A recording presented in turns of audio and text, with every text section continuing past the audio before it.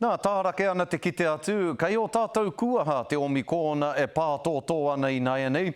Nā ko nā no hoki kua rāke nei ngā ratonga hauara o whanganui ki te whakakaha ake i tā rātou kōkiri i te kano ārai. Engari nā tērā, kua kaha ake hoki i te whakatumatuma a te hunga, kāore e whakai ana ki te kano ārai. Nō reira kei te whai tētahi o ngā ratonga hauara nei i ngā tikanga me ngā mātāpono Māori hei tā wharau i wā rātou kaimahi i taua hunga. A neira a Regan Paranihi. Ko te rangi Māori e ka kite i tēnei rā.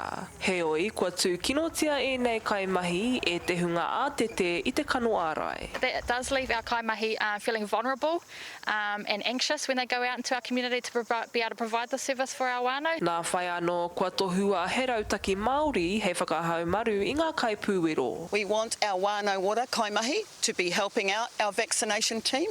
We want our shotkas kaupapa to be helping out our vaccination team, so that there's a whole lot more of our kaimahi who are there to respond to whatever the scenario is. Hei tā whiturangi Welsh tāpiata e mohi o pūana ngā iwi me ngā ratonga Māori o te rohe, me pēhea rā e taunaki i te hapori Māori. We know that when and if numbers escalate in this community, it's most likely to be our Māori communities that will be most adversely affected. It's really about encouraging our whānau to come together and have a bit of a kōrero around what that means for them. Koe nei tētahi o ngā rohe-rohenga kua kite i te toko iti o te hunga tamariki kua whai o rātau kano ārai mate.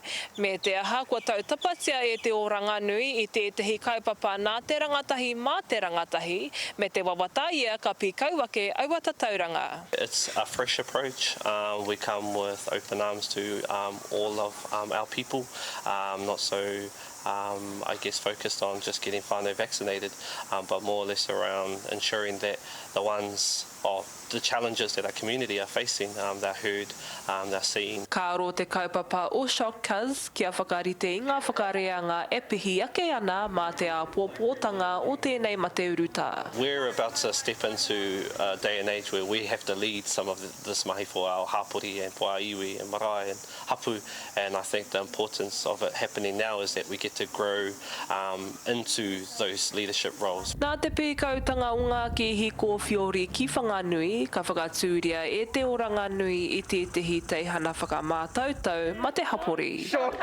Regan Paranihi, Te Karere.